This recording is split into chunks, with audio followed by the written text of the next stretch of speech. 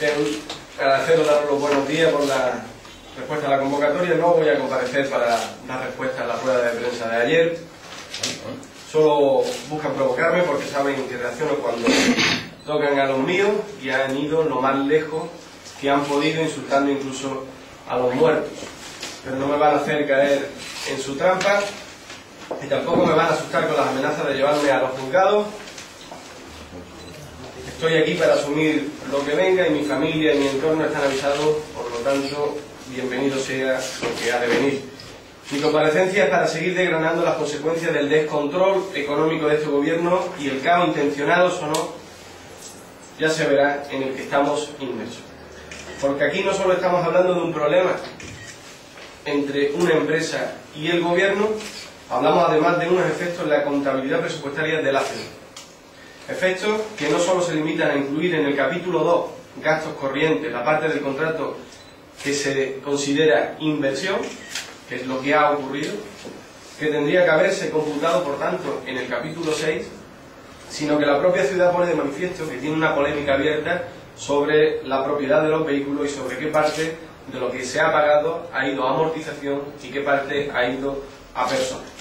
Las preguntas más urgentes son, y las que deberían haber contestado ayer por parte del Partido Popular en su comparecencia, ¿cómo van a regularizar estos efectos en la contabilidad presupuestaria? ¿Cómo van a computar los vehículos en el inventario de la ciudad si ni siquiera hay inventario? Y si la financiación de la maquinaria de limpieza se ha incluido en el cálculo de la anualidad teórica que forma parte de la carga financiera de la ciudad. Esta última pregunta es la más importante. Porque, como todos sabemos, la carga financiera estaba muy elevada, al límite legal, por lo que si no se ha incluido esta financiación, podríamos estar por encima del tope legal. Las consecuencias que esto tendría sería la nulidad del presupuesto actual y los efectos sobre el plan de estabilidad, por un lado, que habría que volver a rehacer con los consiguientes recortes, mayores sacrificios que esto conllevaría, y el efecto que también tendría sobre el plan de pago a proveedores. Por lo tanto, no estamos hablando de un problema de la empresa con el gobierno, estamos hablando de un problema de descontrol económico, de desgobierno, que nos está ocasionando no solo que haya pagos indebidos, sino que además tenga consecuencias directas sobre la economía de la ciudad autónoma, sobre los presupuestos, que afectan directamente al plan de estabilidad, al plan de pago a proveedores y al presupuesto que nos rige en estos momentos. No sé si son conscientes de hacia dónde nos están llevando con su forma de hacer las cosas. Hay que exigir, y hoy exijo, la responsabilidad política y la responsabilidad de las personas que están al frente de los puestos de máximo nivel en la administración, que son los encargados de llevar el control y la fiscalización de la economía local, de las cuentas locales y del pago que se hace por parte de la ciudad autónoma. Estoy convencido que muchos de los problemas que estamos teniendo se acabarían en el mismo momento en el que las personas que están al frente de dos puestos significativos como la Secretaría General y la Intervención fueran funcionarios de carrera de habilitación nacional y no personas dependientes del criterio del gobierno local. Esta es una de las principales consecuencias de la forma en la que está organizada este gobierno y las consecuencias que se está acarreando. Si se reconoce, como ha hecho vivas el informe, si se reconoce como ha hecho vivas el pago de amortizaciones a la empresa elevado en más de 12,5 millones de euros. Insisto, si se reconoce el pago de estos conceptos de amortización a la empresa, si se reconoce la veracidad del informe, no me cabe duda que la Fiscalía va a actuar. No me cabe duda que el fiscal va a investigar estos hechos, porque hay un informe firmado por un técnico con su nombre y apellido, porque hay el reconocimiento, como he dicho, por parte del presidente del gobierno de la ciudad autónoma de estos mismos hechos, y por lo tanto no me cabe duda, reitero, que el fiscal va a investigar esta cuestión. Pero sobre todo, lo que hay que exigir es que se depuren las responsabilidades políticas sobre los encargados de llevar el control, que se depuren las responsabilidades políticas de los encargados de permitir que que a lo largo de 10 años habríamos llegado a esta situación sin que se haya dado cuenta hasta la fecha nadie. Por lo tanto, esta es la causa que me lleva a comparecer, el desgranar aún más las consecuencias de los hechos que están aconteciendo sobre la realidad económica de la ciudad y sobre nuestro futuro, y evitar en lo máximo de lo posible, es decir, evitarlo totalmente, entrar al trapo de la estrategia del Partido Popular y del gobierno de la ciudad, que lo único que trata es de elevar la voz para desviar la atención y hacerme ir por el camino que ellos pretenden. Mi obligación es ir insistiendo, ir viendo lo que está ocurriendo, y ya les avanzo, será lo único que diga, que esto que está sucediendo no sucede solo con la empresa Urbesa. Yo querría saber, sí, es que no he entendido el tema de la contabilidad, de dónde se apuntaba, no sé qué cantidad, si podría volver a... Bien, bueno, le explico. El propio informe reconoce que se ha hecho...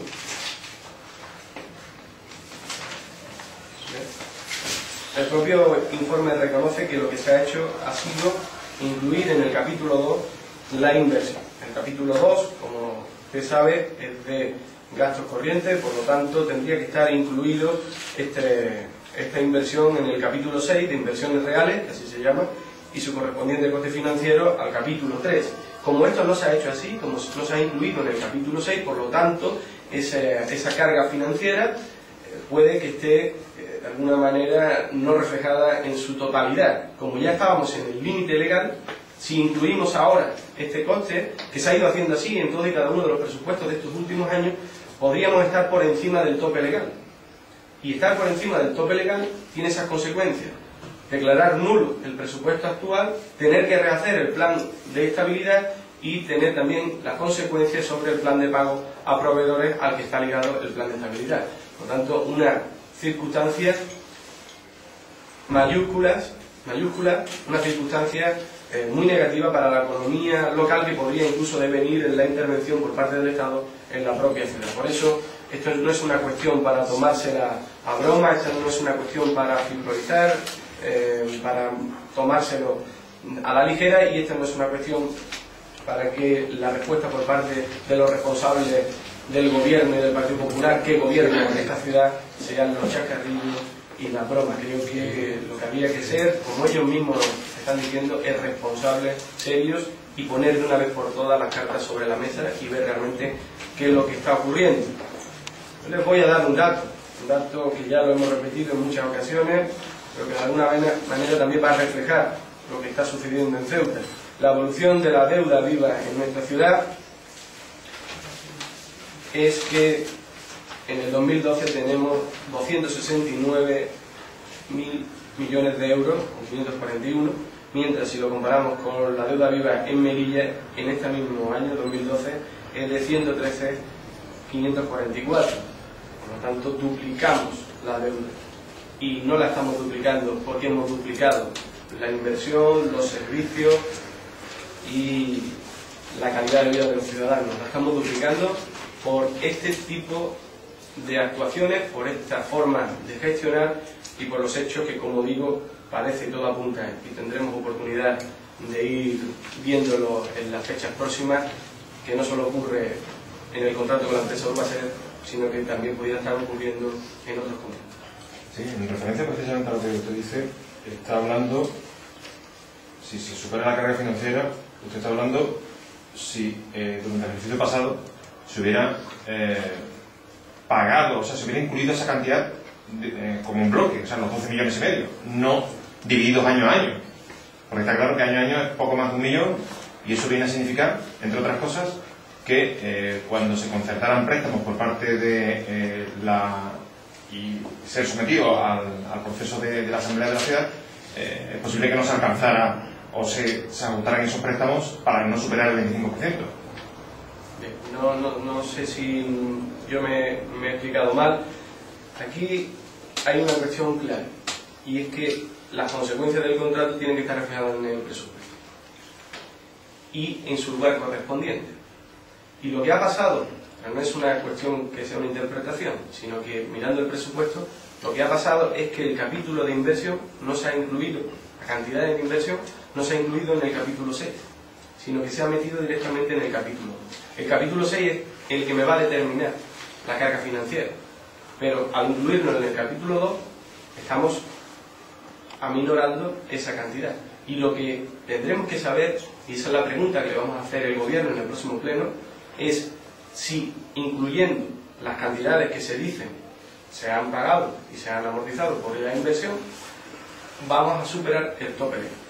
Y las consecuencias de superar el tope legal son las que ya le he explicado anteriormente. Un efecto directo, inmediato, sobre la nulidad del presupuesto. Luego, tener que rehacer el plan de pago a proveedores y, como consecuencia, el plan de pago el plan de estabilidad. Estas son cuestiones que el gobierno tendría que haber contestado ya, porque lo dice el propio informe.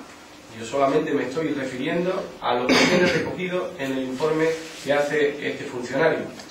Por eso le pedimos una junta de portavoces, porque que nadie se despiste sobre lo que está ahora haciendo el gobierno. Aquí hay tres consecuencias directas. Una, el reconocimiento. Al reconocer el informe, se está reconociendo el incumplimiento del contrato por parte de la empresa, que se comprometió a invertir una cantidad y finalmente invirtió menos. Con ese compromiso de inversión ganó el contrato. Dos, el no requerimiento de más de 300.000 euros en concepto de IPSI. También lo reconoce el gobierno. Tres, hay una cuestión donde ya nadie pone dudas, y es que hay 12,5 millones de euros de más que se ha pagado en concepto de amortización, que habrá que aclarar. Y cuatro, que no se ha recogido fidedignamente en el presupuesto las consecuencias de este contrato. Estas cuatro cuestiones tiene el gobierno que responder. Estas cuatro cuestiones tiene el gobierno que ser capaz de explicarlas. Y esto tiene una consecuencia, sí o no, legal. Nosotros hemos ido a la justicia y ya, insisto, no me cabe duda que el fiscal, al menos, se va a ocupar de mirarlo, pero lo que sí ha de tener de forma inmediata es una consecuencia sobre las responsabilidades políticas de quienes han permitido estos hechos. Y se agrava la situación porque tenemos en dos puestos claves de la administración, tanto en la intervención como en la Secretaría General, dos personas que dependen de la voluntad del gobierno.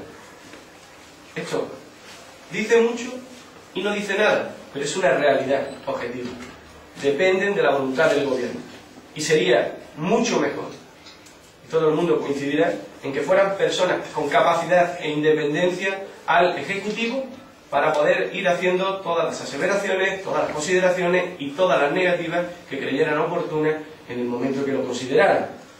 Por lo tanto, esto también es una situación que agrava, que perjudica el devenir, el desarrollo económico y de gestión de nuestra ciudad, que tiene como consecuencia, y termino por hilvanar todo el argumentario, en que, por ejemplo, nuestra deuda viva sea el doble de la deuda viva de la ciudad autónoma de Melilla. Yo sigo con la misma pregunta. Estamos hablando de 12,5 millones de euros, pero que hay que repartir en 10 años. ¿Es así o no? Sí. Y ahora me gustaría saber, porque puede que el presupuesto, o sea, que la carga financiera se haya superado en los 10 años, no solo en uno. Claro, claro. Eso es así. Pero lo que yo le digo es que los 12,5 millones de euros no estoy diciendo que hay que incluirlo en el presupuesto actual, sino efectivamente que se ha ido incluyendo presupuesto tras presupuesto en una parte del presupuesto que no le correspondía. Por lo tanto, si vamos sumando y vemos en el cálculo que se hace de la estabilidad presupuestaria, que está además recogido en la Constitución, en la última modificación que se hizo, que podríamos estar por encima legal. Y esta es una cuestión que hasta la fecha no soy capaz de saber, pero que el gobierno tiene que contestar, tiene que responder, y a lo que yo quisiera haberle podido preguntar en la Junta de Portavoces. Pero se nos ha negado esa posibilidad, y todo está intentando llevarse al terreno de si los 12,5 millones de euros de más que se han pagado, que todo el mundo reconoce, están, por otra parte, detraídos del pago personal. Por lo tanto, esto que dice el consejero de que no se ha pagado un euro de más, pero que se le va a reclamar lo que se haya pagado de más. Es decir, una cosa sin sentido. Pero a lo que vamos es que podemos estar maquillando. Y cuando yo le he dicho, hasta en 2 debates de Estado de la Ciudad al presidente del gobierno, que está siempre inmerso en el maquillaje contable, los artificios contables, no es por casualidad. es porque este gobierno anda jugando como el trilero para intentar que las cuentas le salgan, pero hay que colocar cada cantidad en su sitio, y si finalmente las colocamos, quizás estemos en un problema aún mayor que el haber pagado, siendo grave, 12,5 millones de euros de más en concepto de amortización y que nadie se dio cuenta a lo largo de 10 años. Independientemente de las repercusiones que pudiera tener esa cantidad de 12 millones de euros, ¿usted cree que al gobierno, incluso, entre comillas, le ha venido bien, teniendo en cuenta que la empresa UBASE reclama 15 millones de euros a la ciudad? Bueno, yo lo que espero es que la ciudad autónoma gane el pleito a la empresa, porque desde luego estamos hablando de erario público, estamos hablando del dinero de todos los ceutíes. Tiene dos consecuencias este problema. Una, que la empresa que ha ido ganando dinero a lo largo de toda la prestación de servicios de todos estos años, ahora pide más. Y bueno, esas son cuestiones que están también en sede judicial. Pero lo que no nos ha venido bien es conocer que hay ese descontrol y que hay al menos ese reconocimiento de 12,5 millones de euros de más que se le ha pagado a la empresa en concepto de amortización, que habrá que aclarar, que habrá que explicar y que habrá que definir en sus consecuencias. Por lo tanto, yo no soy capaz de decir si esto ha venido bien o ha venido mal. Lo que sí está ahí en posición de decir es que estamos en una situación grave, no solo por los propios pleitos que mantiene ya el gobierno de la ciudad autónoma con la empresa, sino con el conocimiento de este informe y de lo que él se lee. Cuando ha señalado a la interventoria, la secretaria general, se está diciendo que su actuación está condicionada o se ha visto condicionada por la situación en la que está. Mire, señor Testa, yo he dicho con claridad que si tenemos dos funcionarios de carrera de Administración Nacional con independencia al gobierno, es mucho mejor que tener dos personas que tengan de alguna manera esa rémora de depender del gobierno de la ciudad autónoma. Y con esto, lo dije antes, digo todo y no digo nada. Esto no significa que una persona no sea capaz de anteponerse al criterio del gobierno y anteponer su pulcritud a la hora de hacer su trabajo a cualquier otra consideración. Pero lo que no cabe duda, que nadie será capaz de rebatirme, es que es mucho mejor que en dos puestos tan significativos como el puesto de interventor y como el puesto de la Secretaría General del Ayuntamiento, las personas que estuvieran al frente fueran, como dice la ley, funcionarios y por tanto independientes a cualquier influencia. Lo que yo le pregunto es si lo han antepuesto desde su juicio, han antepuesto el interés. Yo eso no le puedo contestar. Por ayer en la rueda de prensa, Iván Abel le acusaba a usted de utilizar precisamente, que bueno, decía que era un informe que no estaba concluido, que el funcionario lo estaba elaborando y que se estaba investigando en la ciudad, sin haber dicho por la mañana si se había dado esa circunstancia o no, que en cualquier caso supondría todo lo contrario, es decir, supondría que la ciudad recibiría 12 millones de euros que ya se han estado cobrando, que había que arreglase. Es decir, que sobre todo la crítica principal era que no estaba terminado su informe y que se estaba adelantando los acontecimientos.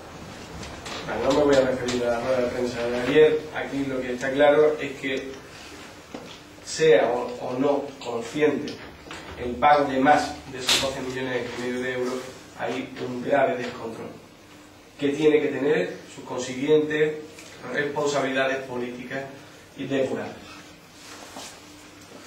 Sí, el presidente de la ciudad dijo de hecho que en este juego que se hace entre los 12 millones y los 15 que reclama la empresa, que si no se ha perjudicado al erario público, pero entiendo por lo que está diciendo estos días que tampoco es legal que una partida que va destinada a un concepto concreto como amortización se destine a otros conceptos o se traiga de otro concepto, ¿no? Sería...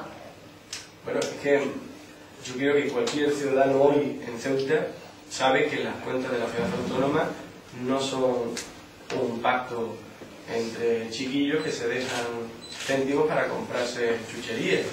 Esto no es decir, mire usted, como me doy cuenta que a lo largo de 10 años le he pagado 12,5 millones de euros de más en concepto de amortización, pues usted me pide 15, pues ahora cogemos y solamente le doy 3. Eso no tiene, o 2,5, eso no tiene ningún sentido. Aquí hay que depurar las responsabilidades.